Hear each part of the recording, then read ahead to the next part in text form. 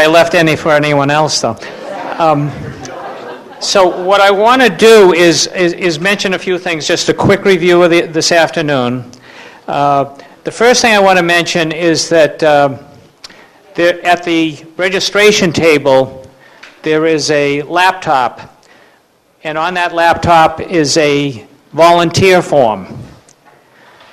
What we're trying to really do this year is really take advantage of the skills and interests that many of you have. Most of you are extremely busy, but have some time, have particular talents, have particular interests. The purpose of this volunteer form is to find out more about you and what you would like to do, either in terms of working on the national level, maybe perhaps doing research, helping with social media, or preferably working in the state in which you live, possibly hooking you up with other people in that state, or just figuring out how you can bring the time, energy, and talent you have to this cause, given everything else that you're dealing with right now. So please, if you're interested in volunteering, please go to the registration table at one of the breaks during the afternoon or tomorrow and fill out that volunteer form online. Won't take long. So if you could just kind of keep that in mind, that would be great. So what I want to do is just summarize this afternoon. We have two plenary sessions. The first is with two very high-powered criminal justice professors who will be talking about collateral consequences of sex offender laws. And following that, we'll come up with another plenary session with the lawyer in Maryland who was able to get this tremendous decision during this past year in Maryland, which has helped many, many registrants in Maryland. That's Nancy Forster. And her keynote talk will be on challenging state registries, which she has done very effectively. And so both of these plenaries will be very interesting, provide us with a lot of information that we need to hear. Following those two plenaries, there's a few breaks thrown in here and there, but basically they'll be to finish off the day, and we hope you will all participate in one of the two workshops that finish off our afternoon. The first one will be in this room. It's a panel on legislative advocacy tips, and the other, an extremely good workshop, will be in room 207, not 205 this time, but 207 upstairs again, and that will be on this national campaign that RSOL is trying to get going. Can't remember, very good presenter, but can't remember his name. The idea is, can we work together on something across states, something that would, if we were successful, really have an impact on the mentality of people and also make life a little easier for people. So that is how the afternoon is set up. We're very fortunate to have Carla Swanson, the executive director of Arkansas Time After Time, who will introduce with us to introduce our two presenters coming up. Carla has been in the trenches for a long, long time, and it's great to have her here again.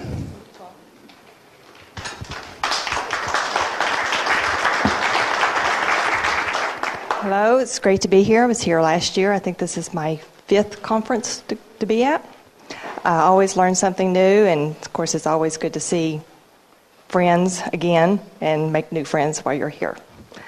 The two ladies that I'm introducing, one of them I've just met, Miss Dr. Julie Baldwin, a wonderful lady. She is currently the assistant professor at the Missouri State University in the Department of Criminology and Criminal Justice. Previous an assistant professor in the Department of Criminal Justice in the University of Arkansas. I've met her, I think, a couple of times in the office. I think what these two ladies are doing is just absolutely wonderful. The other lady, Dr. Tusi Tenbensel, I have to tell a little story. I got a phone call one day from Nebraska, from the state affiliate, like us, from Nebraska, saying, we're about to send you this wonderful person to Arkansas, and they're going to start doing some studies. She's a professor. Oh, wow. Somebody I can use. Maybe she'll go down and testify in front of the lobbyist and, just help me out. I was so excited. We met and we clicked. I love her. She's a wonderful person. And every now and then I stop off in her office and visit. One day, apparently I said something that led to this study that she's about to talk about. So, open your mouth. Say something. You never know what it might lead to. So, Dr. Tusi Tenbensel is an assistant professor at the Criminal Justice Department at the University of Arkansas, Little Rock. Her research interests includes, can you tell I'm nervous? Includes international and domestic sexual violence and criminal crimes. I'm just going to stop. Welcome, both of these ladies. I know one of them is extremely nervous, just like I am, but make her feel at home, okay?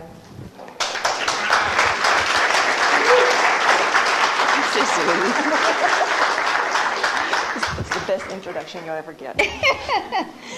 Thank you for having us. My name is Tusi Tenbensel, and I'm an assistant professor at the University of Arkansas. My colleague, Dr. Julie Baldwin, used to be a colleague at Arkansas. Now she's a colleague and friend at Missouri State University. And we've been collaborating for the last couple of years on various projects, some, in the realm of sex offending, some in the realm of reentry, things of that nature. So today we're going to talk to you about a couple of different studies that kind of intertwine together and kind of talk about how we got to where we are.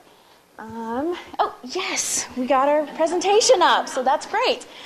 So the title is Collateral Consequences of Sex Offender Laws, a National Survey of Sex Offender Organizations. We have other people associated with this project. Their names are up there. Many of you will also recognize Lisa Sample, who does a lot of research on sex offender laws, so she's a part of it as well. So throughout the 1990s, a number of laws have been enacted to protect the community against individuals who have committed sex crimes. These laws, all of you probably know, community notification, residency restriction, public registries, DNA collection, civil commitment. The enactments of such laws are often associated with very high-profile sex crimes where the offender had a previous sex crime and or murdered their victim.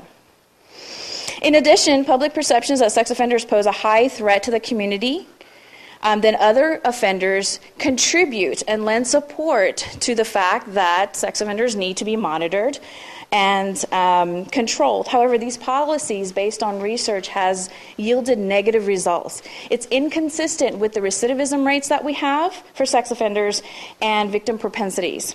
In fact, we know that sex offenders have the lowest recidivism rates when compared to other types of crimes. The implementation of sex offender laws has been extensive, but like I said, studies examining have found negative results. It does not increase public safety, and we've now realized that there have been a number of unforeseen consequences, such as housing, homelessness, emotional instability, harassment, isolation. These are things that were not taken into consideration when these laws were passed. So, a lot of this information comes from research that are done with surveys, right? So we decided that we are going to actually go talk to the people that are affected by these laws. We started this project in Nebraska, and we ended up in Arkansas, continuing doing a multi-state analysis. We wanted to fully understand what sex offenders and their families go through. We conducted a study on desistance.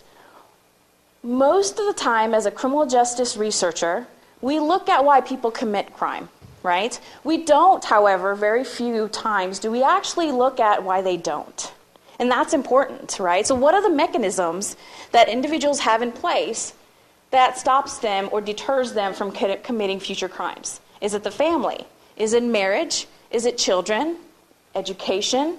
Their job? So we wanted to understand these things because in the future, if we could focus more of our attention on these support groups, or these support networks, and more of our resources to these networks, then maybe we can help individuals and kind of repel some of these laws, right? So we did a study. Can we change slides? We're good? Next one. Okay, so we did a study on desistance, Nebraska and Arkansas. We interviewed 121 in Nebraska and 82 in Arkansas. We also extended these interviews to spouses and family members, and we did 40 so far. We did a couple in Arkansas, but majority of them are in Nebraska. And what we found from this desistance studies is that when these individuals have family support, friend support, church, religion is a strong, strong mechanism, and employment, stable employment, they're likely to deter from future offending.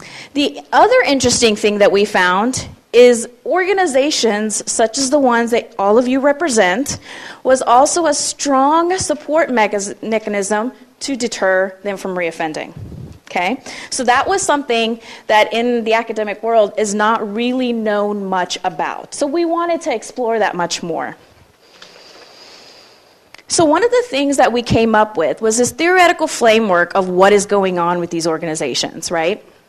And how individuals that have been convicted of a sex crime and their families are coming together.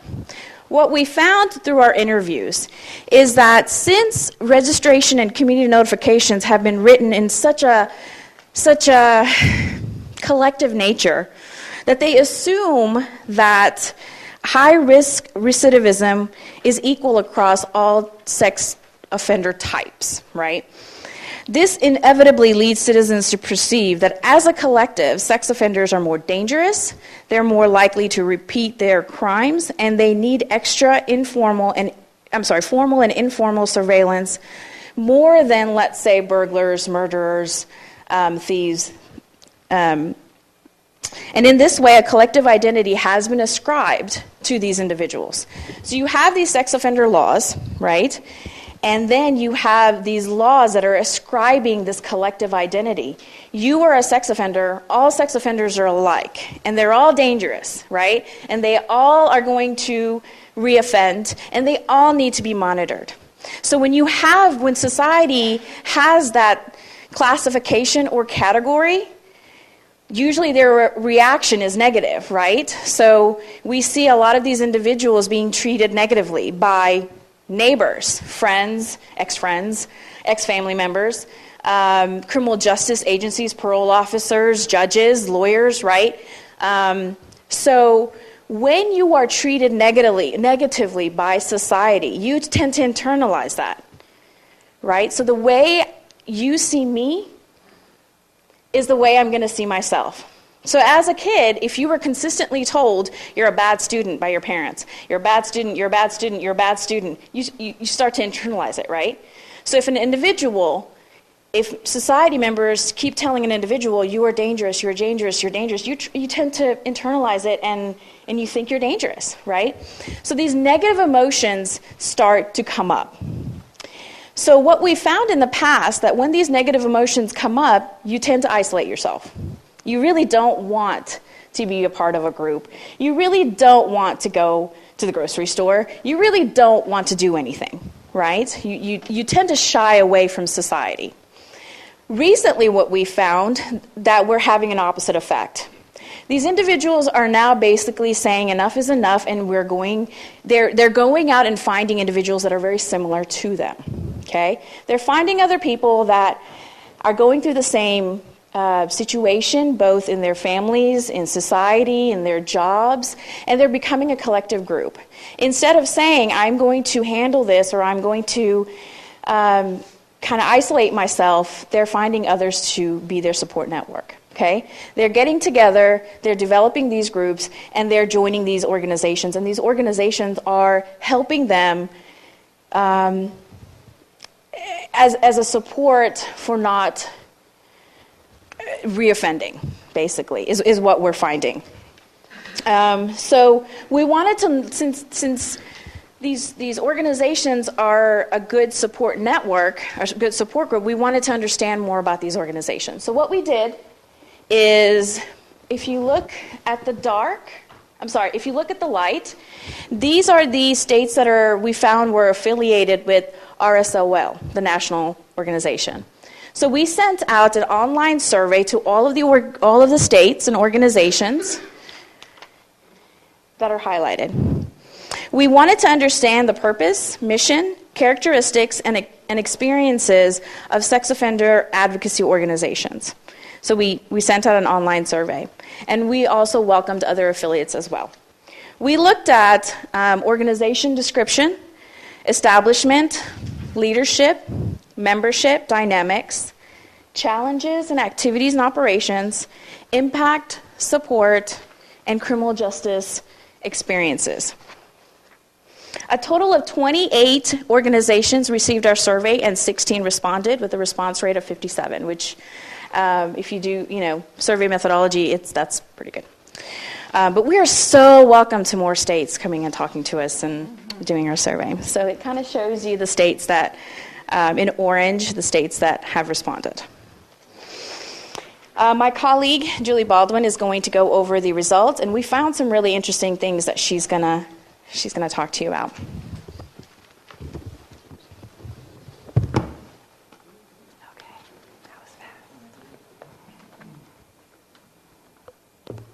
Can you hear me on this?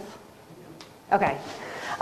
So basically the results I'm going to go over are primarily, this is from ongoing research. So as Tusi said, I'm going to talk about this at the very end also. We are still conducting the survey. We are looking for more organizations to participate. And so basically the results I'm going to present are from what we have currently. They're primarily descriptive and they focus on various aspects of organizational characteristics, goals, benefits, operation, membership, challenges, recommendations, and experiences with the criminal justice system. The purpose of this is to create the first national portrait of sex offender organizations, and is to provide a foundation for future research that's beneficial for both researchers and practitioners. Basically, we really want to develop best practices to maximize the impact of these organizations, to maximize the positive impact of these organizations on the individuals that they serve, as well as to create legal policy implications. So again, these are the responses from the 16 organizations across the country that did respond. Our preliminary research indicates that we are at the beginning of a reform movement. If you note, RSOL was established in 2007. In 2008 and 2009, which you won't see on here, there weren't any organizations that were established, at least the ones that were taking the survey.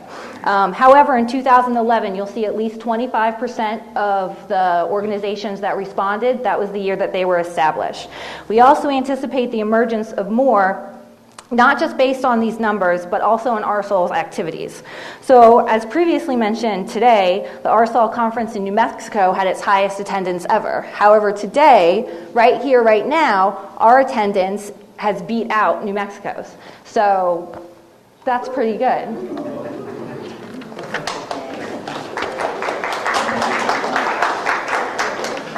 So going on to general characteristics, you'll see that the majority of them are single state organizations. They serve a single state. There are 3 national organizations and 2 serve basically 2 states. There's one organization that has 2 co-affiliates and each affiliate services a single state, but together they service 2 states. And then there's another one that services its entire state and then the western half of its neighboring state. We'll see that 69%, so the vast majority, have some type of board structure.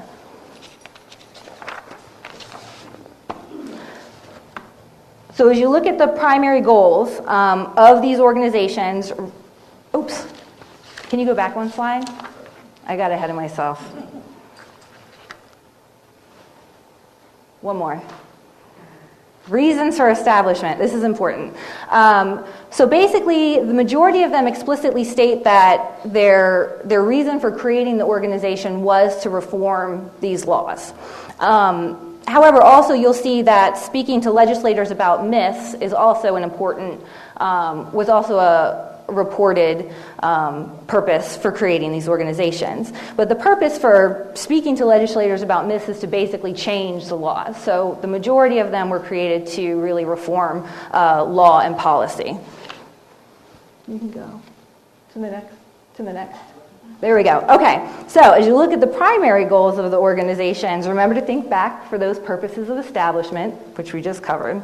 And so these goals are in line with those. So the number one reason for establishment was law reformation. And if you'll see the goals here, promote and change laws, prevention and intervention, providing support, promote and change laws, and the restoring civil rights to sex offenders. Those exemplify the law reformation. And then also the second reason for establishment, there's also for support for those on the registry. And this is also strongly reflected in these goals here, through the prevention and intervention, providing support, and outreach to families. So the congruence between the initial reasons for establishment and the current goals that these organizations embody today evidences a clear continued vision and potentially implementation that's consistent with their original creation. So, are you going to make this available to us, or? Yes, we are. We're going to create an executive summary and give it to all of the organizations that participate, as well as put it up on Social Science Research Network. It's a website where you can access these things. It's also going to go on a website that Tusi and her... Yeah, okay. Yes, we're going to get to all the available outlets for it. Oh, sorry. I'll slow down a little bit, but yes, it will be available. Okay, so further support for this is seen in the benefits the organizations provide to its members. So the benefits are in line with both the reasons for establishment and the goals that they currently have. So the organizations are providing support by having members be able to talk to partners, network with those with the same goals, making connections with other resources, having their voices heard confidentially, moral and emotional support, seeing their concerns addressed, hope, and then also some things that Tusi mentioned that with relation to basically combating isolating individuals and internalizing these negative labels. You also have some reporting, a benefit being the satisfaction of knowing you're doing something and not just hiding in fear. Learn that they're not defined by their crime or loved one's crime, and learning that they're human beings worthy of love and respect. So also, education is not just a benefit. So education, that receiving information one up there at the very top, it's not just a benefit, but it's also a mechanism to achieve the goal of prevention and intervention. So looking at the information that's being sent out, so the RSOL newsletter, state-level information, legislation alerts and registry facts, and then one organization does a bi-monthly teleconference with its members to talk about new laws and discuss them, to learn about and to discuss the new laws. So basically, knowledge is power, and so understanding the laws can reduce the amount of technical violations as well as empowers the individual.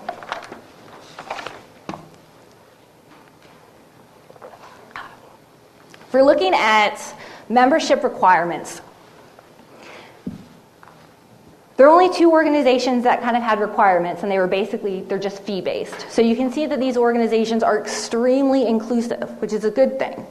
And then if you look at the rules that these organizations have, only 5 had specific rules, set rules, and they're basically behavioral. So it's just basically following your current laws, not recommitting offenses, being respectful, making sure that everything remains confidential, and things of that nature. And the third one are exclusions for membership, and these are also primarily behavioral. But there's also one status exclusion for one organization that says people with violent charges are excluded. Oh, and I wanted to say one more thing about the inclusivity for the first one, is that there is one organization, this is extremely inclusive, but they consider that all registrants in their state as members.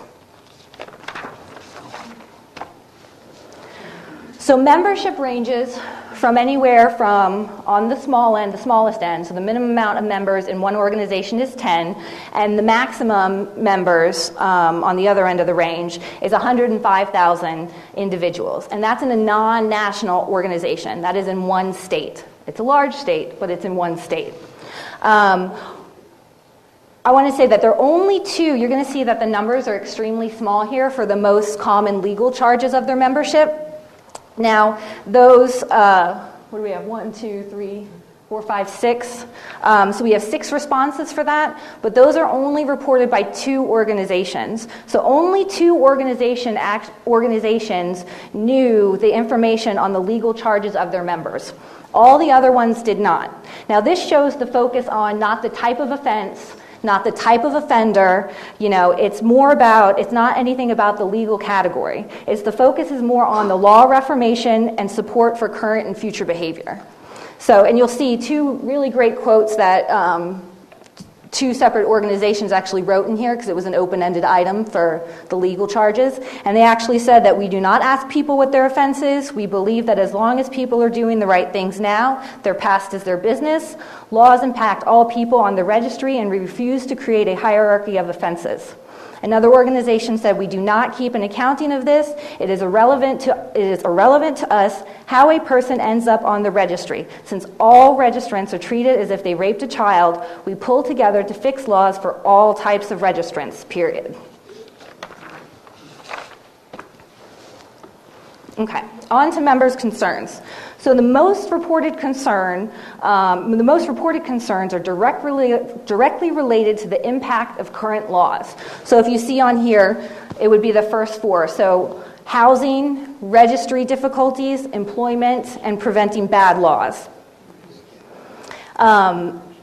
Which this is interesting, that employment one is a concern because as we heard Tusi say earlier, that stable employment is supposed to be a protective factor for recidivism. So having a major issue of not being able to get a job because of your criminal history, that's not helping your goal of desistance, right? So anyway, the direct and indirect legal concerns, these are direct and indirect legal concerns that last long after incarceration or correctional supervision. Now, support is also a concern for the members in these groups. And you can see this with their concerns being positive support groups, the damage of families and communities, getting retaliated for speaking out, and education. So it seems like these members are in the right place. These members are being a part of these groups which are trying to reform these laws, which address the first 4, and being a part of these groups that are trying to support its members, which are the last 4 items. So these organizations you guys seem to be reaching the correct target populations. Regarding membership removal, so 25% of the organizations that responded had to remove members. That may seem like a lot. However, if you look at the very bottom, it says there's only been a total of 8 members that have been removed across across 4 organizations. Now, 8 in comparison to the range of membership. So you have a minimum of 10, but up to 105,000 in one organization. So you've only had 8 people removed from membership across the country. And again, here's the reasons for removal. So some is 2 are moving out of state. You also have some type of harassment, so behavioral issues, not being respectful, going against the organization's mission, such as supporting the sex offender industry and things like that. So we also asked the organizations about their challenges that they have faced, the organizations themselves, and what these organizations need in terms of support. So the first one is for the support for the organizations themselves, they need financial support. Most of these organizations are actually funded by donations. And the donations, it turns out, are few and far between. It's not a lot. So financial support is really in need. And then also there was a few organizations where their bills are completely footed by the one person or the two individuals that are running the organization. So they really are lacking in terms of finances. And then other types of support that they're in need of is basically bodies, volunteers to help out and serve on boards and things like that. And then you also have attitudinal issues. So lack of sympathy, lack of empathy. And this lack and these things that are lacking basically can result in fear and result in that isolation and things like that. So these were policy recommendations. You in the next one? Thank you. These are policy recommendations by the organizations themselves. And so the three primary ones were to limit time on the registry, make the registry available to law enforcement only, and change residency parameters. So if you see, these are a lot of the indirect indirect impacts of the law. So it's not so much about incarceration and correctional supervision. This goes beyond that, after you may have served time and things of that nature. So organizations also provided their negative experiences with law enforcement, with the court systems, and with lawmakers. And if you see, the primary issues are with actually the lawmakers. You have two nice big blocks at the bottom that said there's no negative experience with the courts. Remember, this is the organizations themselves, not the individuals. So you see that it's primarily with the lawmakers. And that is most likely attributed to the fact that their purpose is to reform the laws, and those are the people that they're having a lot of dialogue with and trying to make the changes. Then you have the organizations also reported their positive experiences,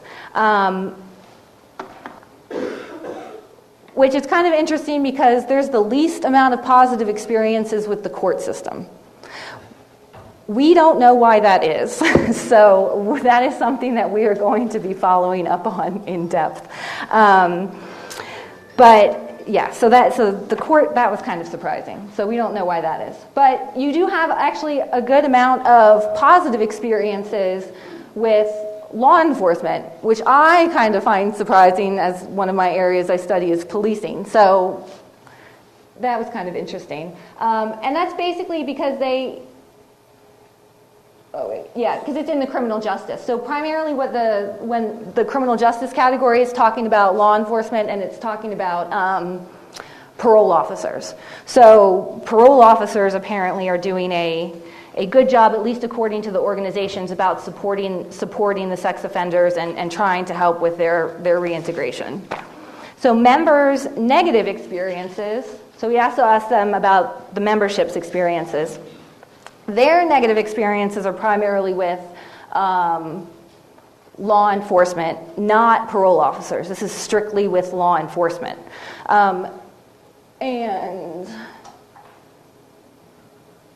And the courts. So we see the overzealous prosecution, the uneducated lawyers. So one of the things trying to educate these people and get the word out about really what helps with desistance, what helps with community reintegration, and so forth.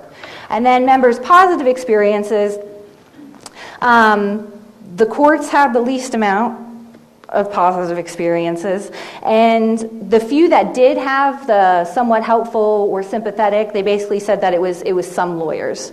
So it wasn't the judges, it was primarily some of their defense attorneys. And then also for the criminal justice system, the sympathetic and helpful, that's attributed to the parole officers specifically. Dudes.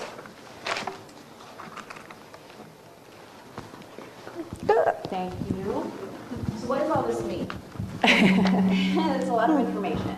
As we talked about before, we mainly wanted to understand more about these organizations because it is something that is helpful to the individuals. Your organizations are helpful to the members in your state, in the national conference, right? So, and the reason we dived into such details about what are the goals and the missions and what kind of support you needed right, was because we wanted to know, especially, for example, for the support, if we're to advocate, which we will, that these organizations are really helping the, individuals and their families, what do you need? Money. And we've pinpointed that, right? Majority of the people in our sample said, we need financial support. So that's going to be one of the policy implications that's going to come out, is you want these individuals to desist from future offending. Great. Here are the things that help them do that. And one of the things that helps them do that are these organizations. And these organizations need your help, right? So this is kind of where we're going with this piece. Future direction, we are going to continue doing the surveys. We would like to get 100% response rate. I will be contacting the leaders of these organizations to do follow-up interviews. We want to know more about your criminal justice experiences, and that was lacking in our surveys. And the reason we want to know that is, how is the criminal justice system treating you? As a criminal justice scholar, right, as somebody that publishes in that area, I want to know what your experience are. How are you being treated? This was the purpose of the desistance studies in the beginning, is to actually ask the people that are being affected, right? So if you are having negative experiences, we can try to change that. We want to educate researchers, policymakers, and criminal justice practitioners about your organizations. It's interesting because one of my colleagues, Lisa Sample, works with organizations in Nebraska. And in their last meeting, they had Senator Wilkin attend their meeting. And he attended because he wanted to know more about what they were doing. What were they about? What was their mission? They've been going to legislation for years now, but what were they about? Or were they legitimate? And so that's one of the things that we want to do as well. In conclusion, I want to also make you aware of a new organization that has started. It's called the Sex Offender Policy Research Group, and this group is a multidisciplinary international organization of practitioners, researchers, theorists, and others interested in the study of policy related to sex offenders and offending. So one of the messages we got from the surveys is that we don't, and the interviews actually, is that some organizations have a hard time finding experts that are willing to testify. They have a hard time finding research, current research, right? So this group has come together. Criminal justice has two national organizations. One is ASC, the American Society of Criminology, and ACJS, the Academy of Criminal Justice Sciences. And this is our big conference, national organization for our group. And this working group is associated with both of those national organizations. So you have experts around the country in this core group. And their purpose is not only to take their research and make it available to anybody that needs it on this website, to write policy briefs and executive summaries that you can take to your legislator, okay, on the current research that's being conducted. And you can go directly to that person if you need them. So everybody that's in that group has core expertise in this area, right? So if they wanted to know, if a media journalist wanted to know more about RSOL, they would come to me, right? That would be put in as the expert. If somebody wanted to know more about residency restriction, Jill Levinson would be the one they would contact, right? So this is a resource that I think will be very helpful. I will get you the website. Yeah, I don't have it with me. I left it off, but I can get that for you. Or if you email me, I'll be happy to send you the link. Yeah. So that's kind of, like I said, our goal was to educate and to promote and to get facts. Yep. I just want to put in, is this information available for free? There's no fee? There's no fee. Right. Nope. Yes. I just wanted to say that I started the survey, I probably got halfway through it. Sure. Interrupted. Okay. Could not save it. Oh, yeah, right. And then I just had some family issues. And Sure. back to it, so I apologize. Oh, yeah. In Colorado, Sure. in that survey. So, yeah, if you send me an email, I'll be happy to send that back to you. Yeah, we would love to hear your thoughts. Absolutely. Actually, if anybody wants to take the survey, if you could just come come up after in between the next section, and we could give you our contact information Absolutely. or take yours, and we could facilitate that. Sure. First of all, we never received it. State leader of Florida, it never Okay. came to us, so Okay. we're happy to participate. Great.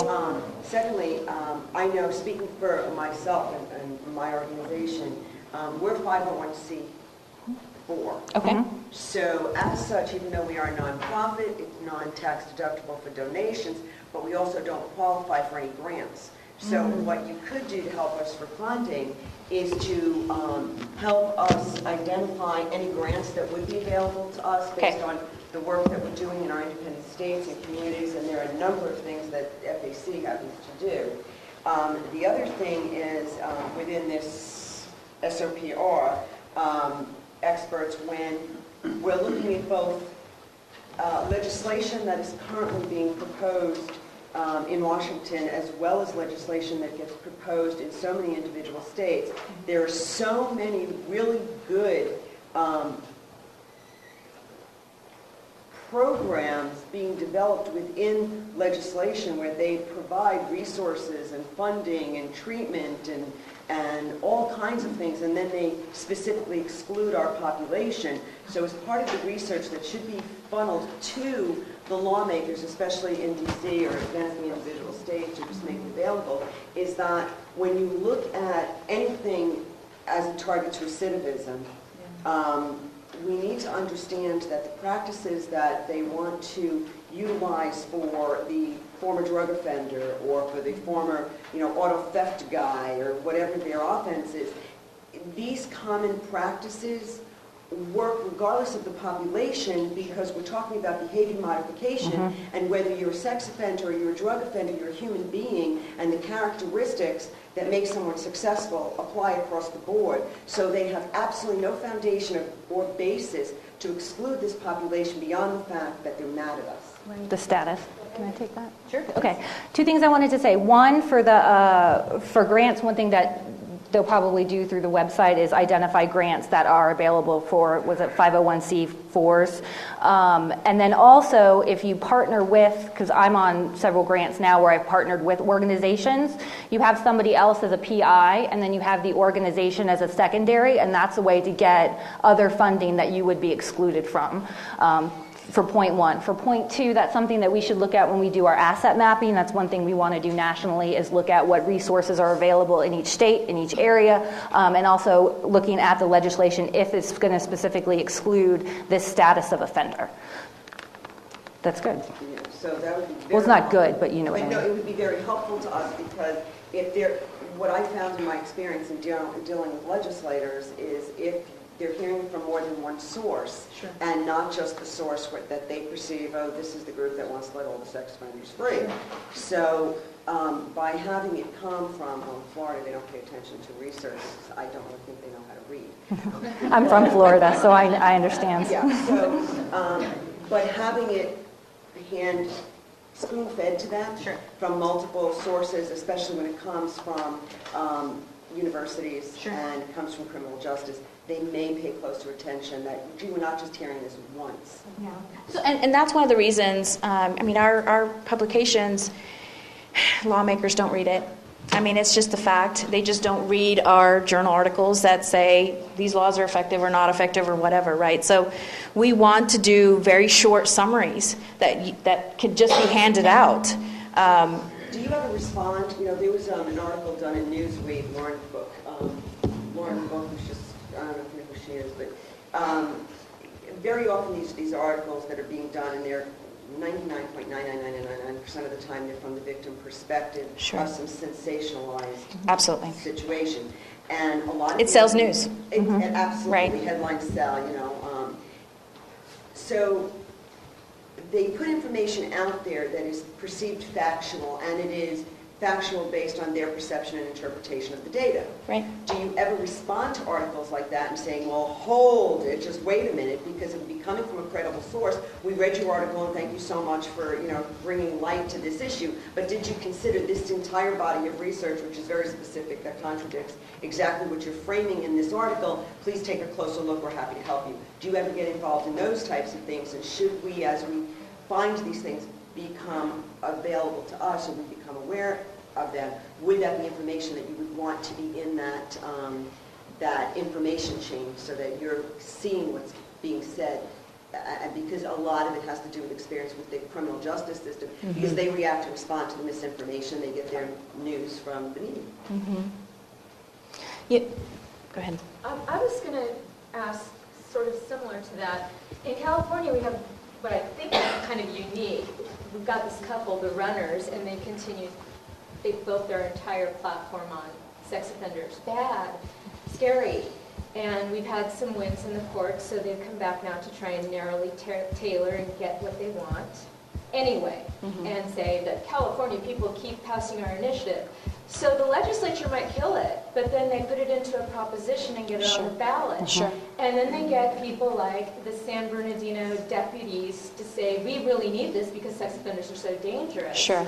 So what would really be helpful is if we could get some powerful quotes from organizations that are well respected in terms of just even civil rights groups, not necessarily even sex offender groups, but the NAACP, for instance. Sure. If we could get some, or Equality California, LGBT groups that have traditionally been civil rights activists and are respected for that, Sure. and have a voice and have a built-in audience to be able to give us some blurbs that we can then put on the ballot Sure. as our arguments. That would really be helpful. It's interesting that you mentioned that because we had our meeting in New Orleans last week. So, I've been traveling like crazy. But one of the things that we talked about is a lot of the media clips that are done, they're usually interviewing ex-cops.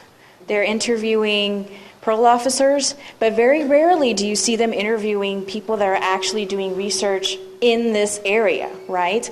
In Arkansas, I've done a couple, but a lot of times they're going to correctional officers, they're going to police officers, things of that nature. So that's one of the initiatives that we have for this group, is if we can identify different experts in different areas within this field, then we can encourage journalists to contact them directly. So you want an expert in community notification, call this person. And that's readily available for them now, or will be. We need experts to counter sex offenders bad. And, Sure. we can't stop the Runners from doing what they're going to do. Sure. They have Facebook behind Sure. them. Right. They've got money behind them. But if you get academics, who have been doing research and know what's going on in front of a camera, they can tell you what their research is saying. That's how we can combat from an academic standpoint. Does that make sense? It's not equal time. On the TVs and the radios, if they put any kind of editorial stuff out there, they have to offer equal time to anyone with an opposing. You would hope so. Guys, if y'all are unbiased researchers, you really can't, present anything, but other organizations can, and that's what you insist on, is the equal time, and they pretty much have it given to you. And if you do get that, then you can use these policy briefs and these executive summaries and things as support for What you're saying. what you're saying. And you can call bullshit. Well, can't technically say that, but The intention's there. A lot of people, they're going to start out listening, but when you get into technical jargon, Sure. their eyes are going to kind of glaze over. sure. And that's one thing to be aware of. Sure. Another is, in Arkansas, we're trying to build a coalition. There's groups that we're working with, trying to come up with a way that we can all benefit from it. Okay. Yeah, our future aspects, say, areas of your research going to include how coalitions work when a sex offender organization is involved, something like that. And It will be now. and the myths, what you were talking about, what you were saying about the misinformation that's Sure. out there. There has to be a way of pointedly, simply, but very, very directly of saying myth, fact. Sure. I had a legislator, I was presenting a PowerPoint program there that we've developed, did myth, and I talked about the myths. And after the whole presentation was done, this gentleman was a legislator in the state of Florida. He is now a judge in the state of Florida. And one of the things that he guided me is he said, forget about the myths. You're talking in the negative. You want to only talk in the positive. People are going to remember the facts. So if you say to them, 95% of sex offenders are not dangerous, Right. okay? They might remember that, but you're probably better off saying, fact is, 95% of sex offenders are first-time offenders, they're not on the registry. Keep it clean, keep it simple, don't elaborate any further. The more information you give, the less likely they are to remember. Don't say, myth, all sex offenders are dangerous. You say, fact, the majority of sex offenders are not dangerous. Sure. Because all they're going to remember is the myth. The first. Yeah, right. And they're going to forget if it's a myth or a fact. Yeah, that makes sense. Yes? So I'm listening to the qualitative and quantitative approach that you're taking in research. And I'm wondering that to get some more leverage on this is to share this kind of information in the academic setting, particularly for those who are going to do their master's or their doctorate program. Absolutely. Yeah. Serving on dissertations, encouraging Absolutely. that as chairpersons to those students. Because Sure. it's not the academic flavors to it. I think what makes the roots of the work that we're doing is very grassroots, and keeping in that grassroots element is very impactful. So the materials and the work that you presented is great, but I think that there's a whole pathway, that tree line, in getting more of those types of students involved. For example, in California, we have one of our largest institutions that puts a lot of interns into the behavioral areas, especially for our children who need training out of California School of Professional Psychology.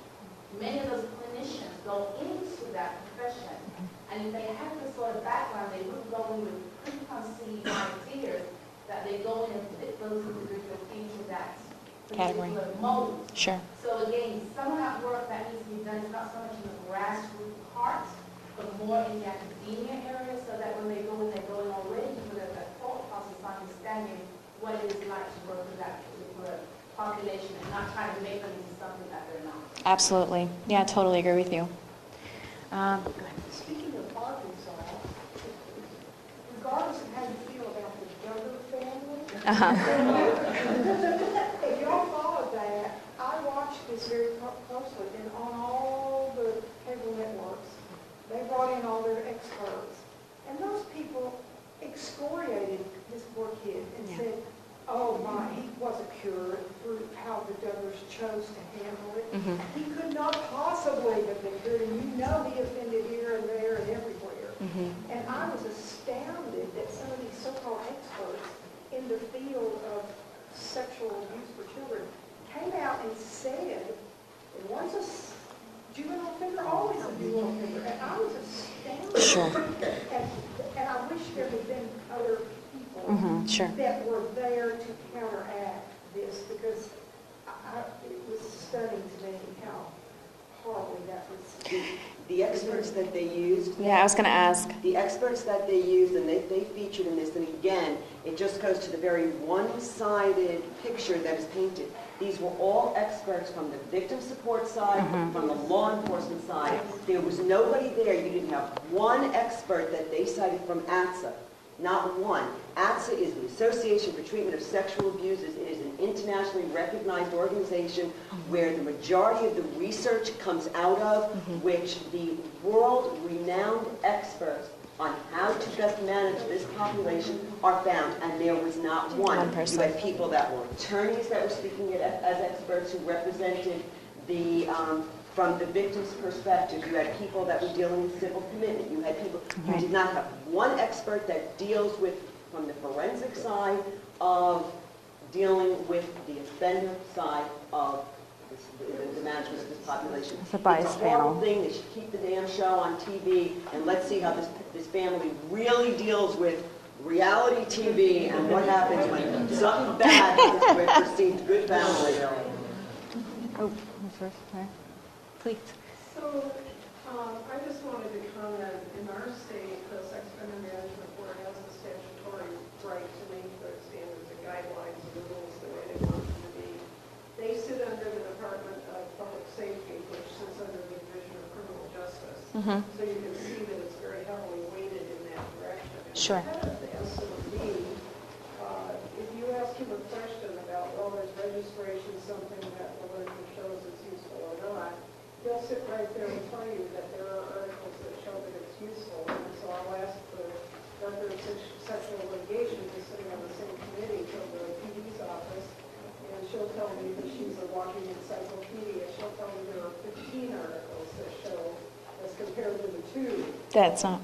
But unfortunately, because of the power structure that the Sure. SOD sits in, they will, make it look like they're doing research. They have a researcher, a part-time researcher. The same thing is going on with polygraphs right now. They're looking at the polygraph and looking at all the literature, but the researcher is going to be very heavily pulled in the direction of supporting the status quo, which is that a lot of people are going to be out of jobs if they use the polygraph in an adjunct sort of way as opposed to beating people over the head with it. And so, I guess the question is, how do you sort all that out? And I agree with Gail that there's a lot of people coming out of ANSA that are saying some very important things that can be emphasized and focused on. But I think that you'll always have that kind of dual representation there of, yeah, there's a few articles that support this, but there may be 25 that support this. Sure. And who's in control? right. And I would be very careful about when research is cited, right? So you could have those 2 articles that look at, let's say, a specific area and only look at level 4s, right? And they're comparing it to a study that's completely different, right? So you have to not only look at your sample, you have to look at the sample, you have to look at how they compared, you have to look at how the data was collected. There are a lot of things that go into research, and most of the time they're not comparable. Well, I'll give you a perfect example. When it comes to child pornography offending, the one study that is used nationally and used for policymaking is the Butler study. And they use the Butler study and they talk about recidivism. Now, let's be perfectly clear. If you're going to cite research, know what the hell you're talking about. Right. Okay? And the only ones that use the Butler study are the prosecutors Because and law enforcement, right. because it's an outlier. It was never peer reviewed. Sure. It is the only study that supports the fact that offenders have so many victims. I mean, some Sure. of them have... It's been more highly, victims. right.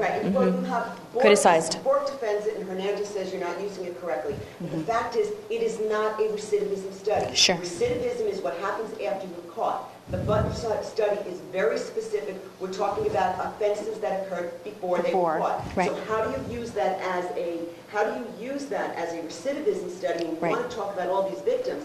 I'm not saying somebody didn't have 100 victims before you caught them. Right. What have they done since they've been caught? Sure. And in treatment. And Sure. that's when we talk about recidivism. And true recidivism is purely based on a new offense tied into Post-treatment. the current offense. So if it was a sex offense, it's another sex offense, not a VOP, not a violation of probation. Right. So let's talk about true recidivism. Right. And when I have these conversations with law enforcement, and they shut down because they don't have anything to come back with. Sure. The problem is most people listen to them do Absolutely. this, and they don't understand this is not a recidivism study. And so they're like, oh, and they try to argue the points in the study. No, you're applying the study incorrectly. Hernandez and Bork will tell you that, okay? But they will tell you, well, we go to, but it's about using the research accurately, Right. knowing what you're talking And about. I've talked to a lot of people about this, the way you define recidivism, right? So there are studies that look at recidivism if you commit a new sex crime, if you commit a new crime, and if you violate parole, right? Or if you have a technical crime. Those 3 things should be completely separated because they're different things. And so a lot of these studies may aggregate those types of crimes, and so you might not be getting a true picture of what's going on. So it's very important to see how things are defined in these studies, how the data is collected, where it's collected, what type of offenders they're looking at before making comparisons across. Okay, you got Typically nowadays, you have to look at who's collecting. Sure. That is Yeah, true. right. No, absolutely. Okay. I mean, it's Sure. 1, 2, Sorry. 3, 4, Okay, who's one? I'm on the alternative housing day for guys that come out on parole for a place for them to stay. I'm on the CCC committee. And I'm telling you, these guys need so much support. So much support when they come out. It's a new world for them. They don't know which way to go, you know, what to do. And I get extremely involved in their life and their moment. And giving them guidance and help and the support, and I always like the family to be there, then that's the biggest support. And some of these guys doesn't have family, but the family that's there, it means a lot to them. And my biggest reward out of this is when I'm invited to weddings, after they get off parole and get married, and it's something that they need. So I'm really glad to see families and people around that here to support these guys. It really, really needs it.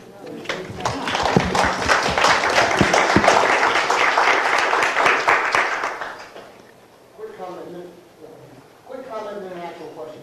One of the reasons why you talk about who gets picked as an expert to show, be on the press, is that up until, for a very long time, if you said anything that was absolutely not anti-sex offender, life plus cancer, lock them all up, you had zero credibility. And I have seen that mostly through Ohio Justice and Policy Center. Really started to change that, but it's taken a long time. This kind of stuff really helps. A lot of people in this room have worked really hard to change that. You're working from a position where you had no credibility at all if you were on that side of the argument to gradually people starting to listen. I think that's a hell of a lot of progress. And just on that note, I know Carla and I have done a number of interviews in Arkansas, and they actually did provide what we said instead of manipulating and changing. And I know you talked a lot about your organization, right, and how, so it's changing. Yeah, absolutely. The question I have, have you looked at, or are you going to look at, when you were breaking down the difficulties and things like that, difficulties that involved that weren't official, in other words, neighbors, like in my case, I had Lana showing up on my front porch. I'm sorry, you had who? Black Against Child Abuse. Okay. Showed that it takes more to set a biker colors and an attitude to make you a badass, but that's another story. But my point is, have you talk, or are you going to talk about or look at those kinds of things, which are not official, but they're consequences of registration? Right. So the interviews that we did in both Nebraska and Arkansas heavily touched on their community experiences. How did your neighbors treat? How did and do your neighbors treat you? How are your friends treating you? If you went to church, how are they treating you now? So things of that nature. We wanted to understand the totality of their experiences, and those interviews definitely got to that. Yes? Oh, do we say 3? 3. Okay. Gail, you brought up two very, very important words when you were making a comment a couple of minutes ago. Peer review.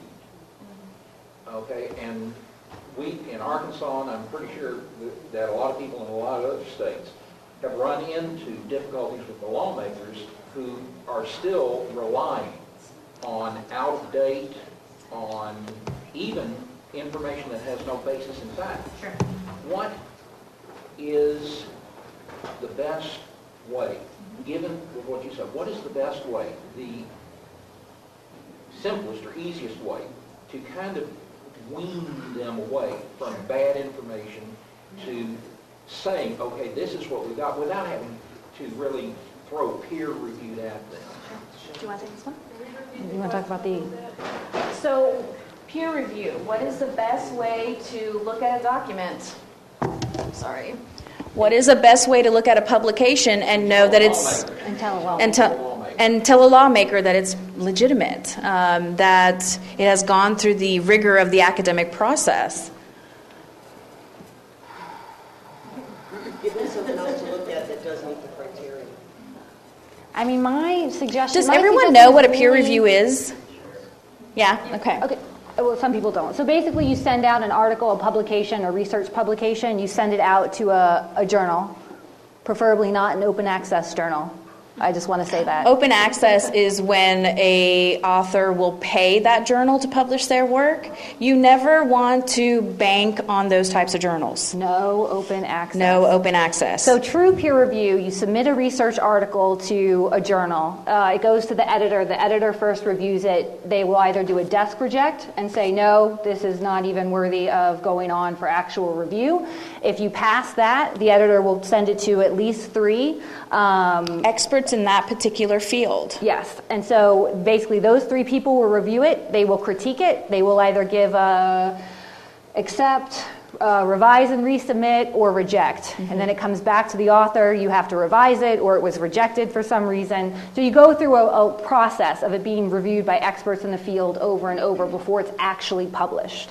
So that is what true peer review is. And it's blind, so there's no bias in the reviewers knowing who the author is.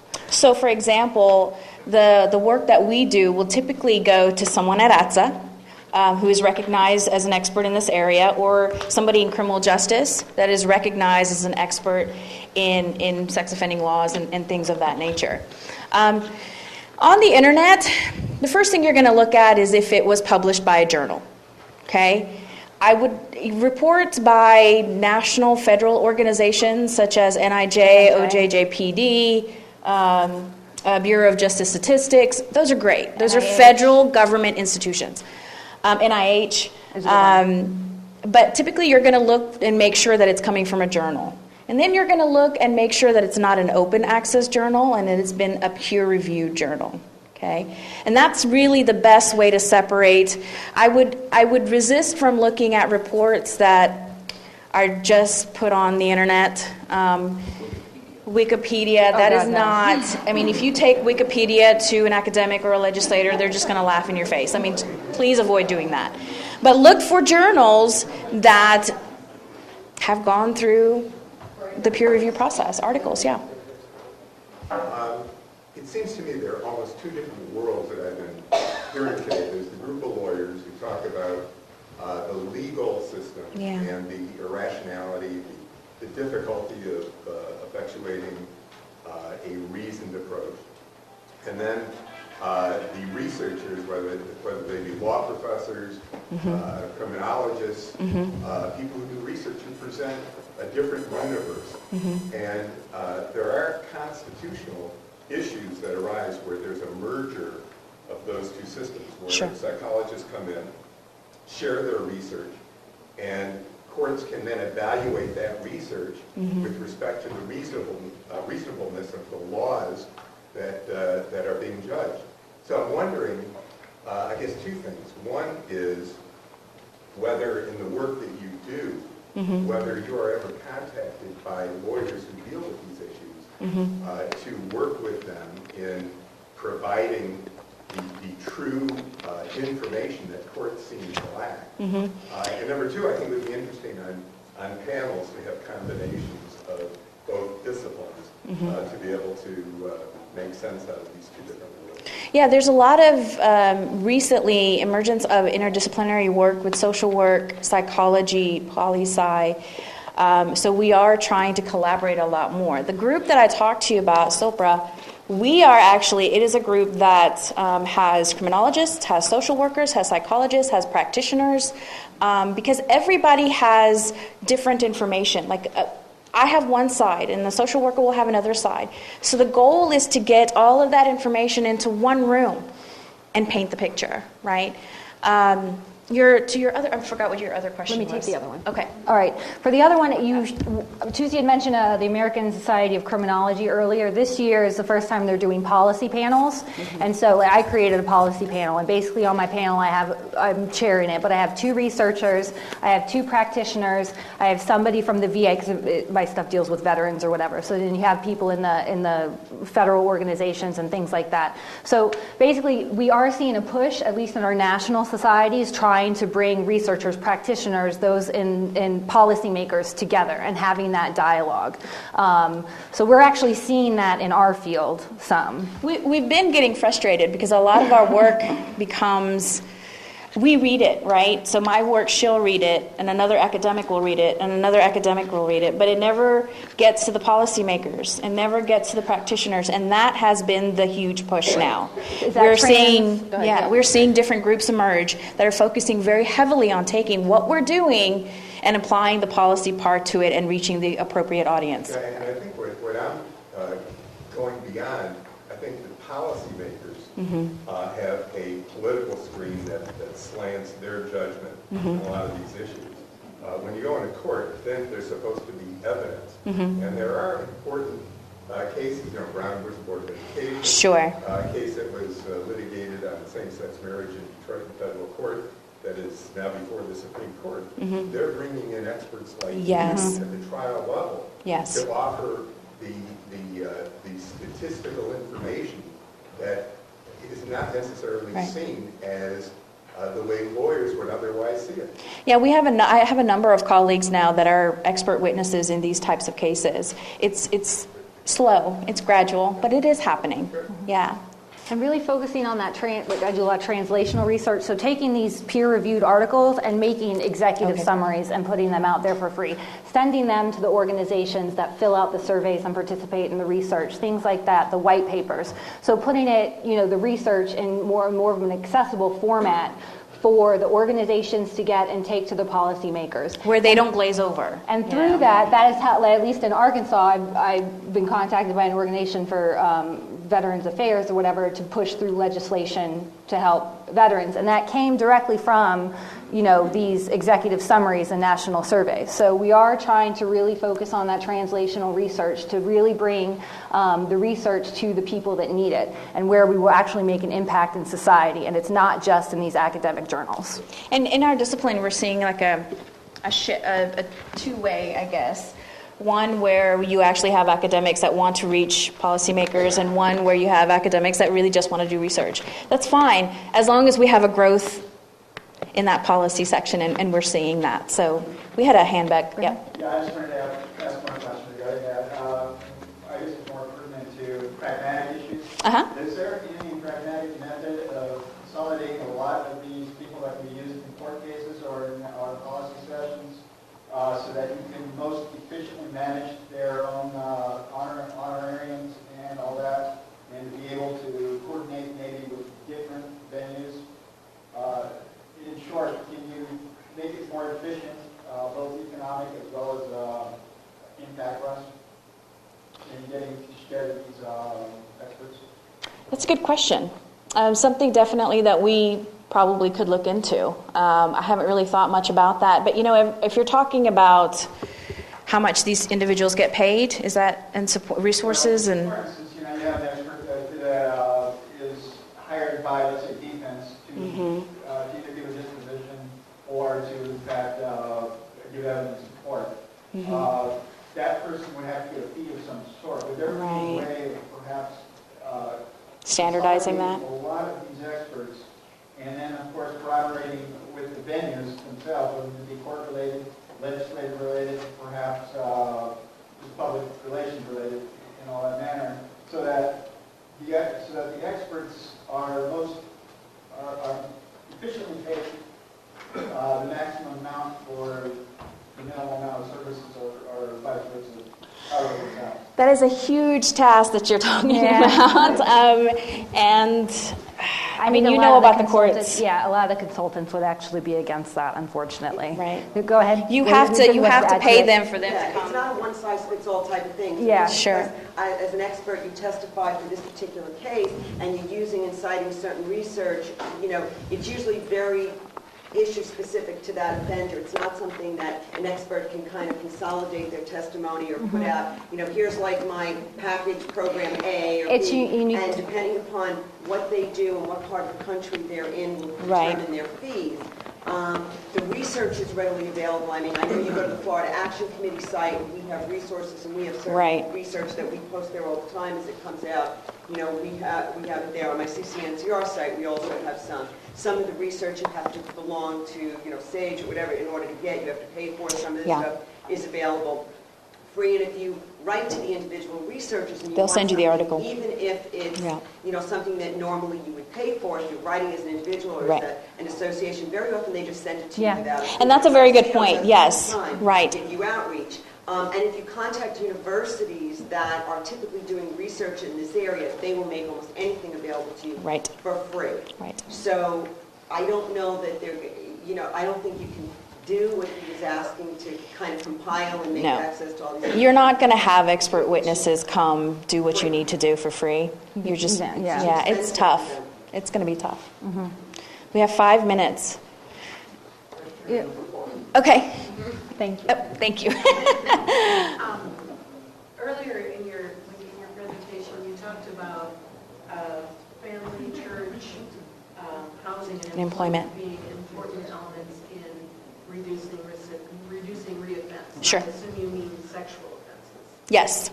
Well, I mean, to be honest with you, it's across all types. We have found, looking at different types of offenders, that is pretty consistent, and it's now consistent among sex offenders too. They're basically considered protective factors for all types of offenders. Okay.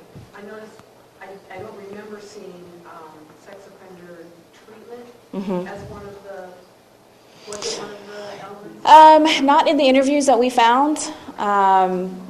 And because every state is different on the amount of treatment that they're going to provide. I know Arkansas, I think they do treatment in prison and out. Okay. But that wasn't a common theme that came out for us. That's interesting because it's mandated so much of the time, and I think it would be huge for families if we didn't have to pay for all that treatment. Sure. And what would be great is if you, for your state or for your locality, if evaluations were done on those treatments. And that's part of the thing, is trying to figure out what is working and what is not. So we're allocating the resources to what is actually impacting. So if we find that treatment isn't working, treatment centers, treatment programs aren't working, but these organizations are working, then allocate the resources appropriately, right? So we won't know that until actual evaluations get conducted. Tarrant County actually keeps statistics on that. Okay. And it's like 2% of sex offenders will actually commit another sexual offense. 2% will commit another offense, and 96% of the people that are revocated, parole or probation, is revocated because of counseling and not going by what counseling mandates. And each treatment is different. Each state has a different treatment regimen, right? So in Nebraska and Arkansas, that was not found so far. Gentleman in the black blazer? Yeah, two things. In regards to research that's being done, there's a study done now coming out of Cal State LA, which I'm involved in, about attitudes of MSW students towards sex offenders and sex offender treatment. Okay. And this study aims at bringing sex offender treatment classes into the MSW curriculum. Sure.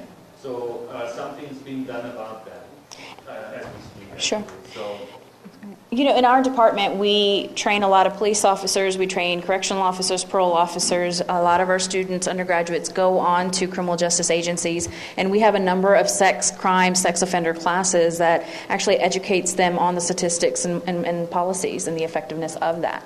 So I think it's getting into more and more programs, which is great. Yes. I just have a short commentary.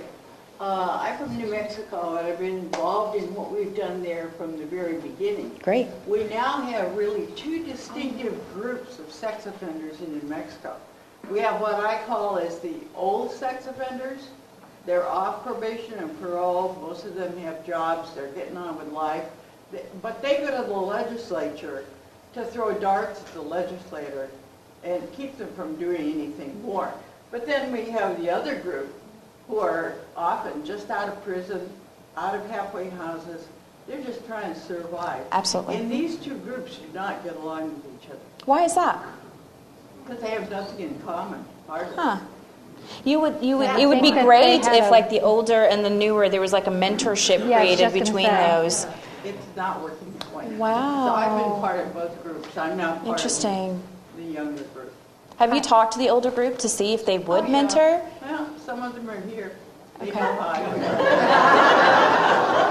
Okay. I think we probably have time for one more. Since talking about the so-called treatment programs, and they all vary from state to state, and I'm talking about Arizona now, and it's really not a treatment program. I know a lot of programs aren't treatment programs. They're just programs meant to insult and humiliate the person over and over and over. No real treatment going on. And I don't quite understand how a psychologist can oversee a program like this. Sure. And how it's allowed. My mother went to a program recently to become, what's it called, a custodian or a monitor, a chaperone. A chaperone. And she was told that, what did they tell you? I told her that my son had never abused a child, never had. It was a police officer on the telephone. There was no physical contact. And so she said, well, he will. And another woman came up with a similar situation. Her son had never done anything to a child. And she said to her, he will. And, you know, I couldn't go back to the program. I said, I don't need to go with people like that. You know, and they told my mom that if she were to chaperone my brother, that if they were at a party together and she had to use the bathroom, she had to take him and lock him in a room while she used the bathroom. Wow. And that's from a Right. Arizona sanctioned treatment program for chaperones. So this comes back also to talking about recidivism studies. One thing that really needs to be done for program evaluation is not just looking whether someone had treatment or not, it's the type of treatment that is being administered is huge. Right, absolutely. Including what is done inside a prison. Yes. And what they do outside of prison. Yes. Right. It's like two different worlds. We are, What they get in prison, right. nothing what they're getting on the outside. And just one last thing, Arkansas is actually in the midst of, we're having a student do a dissertation on the treatment program there. They're doing the main reentry, and they're going to include that as well to see what the inmates get out of it. So yeah, we're excited about that. Okay, one more question. Talking about the chaperone class. My family took it. We spent hundreds of dollars for all of us to do that so that he could be out and around us, because right now he cannot be around his family. The parole officer said, after looking at our filled out sheets from the chaperone class, she said, oh, you and your husband would let him attack any of your grandchildren. Oh, wow. And his final thing was, you know, being out on parole is worse than being in prison. In prison, we could all go visit him. Sure. He can't have a visit with him. In prison, he could go to church on Sundays. He cannot go to church any whatsoever now. Which we just talked about, those two things are very strong support systems. So Yeah. I want to thank RSOL for allowing us to come talk about our research. This was wonderful. Thank you to Carla, Holly, and Linda.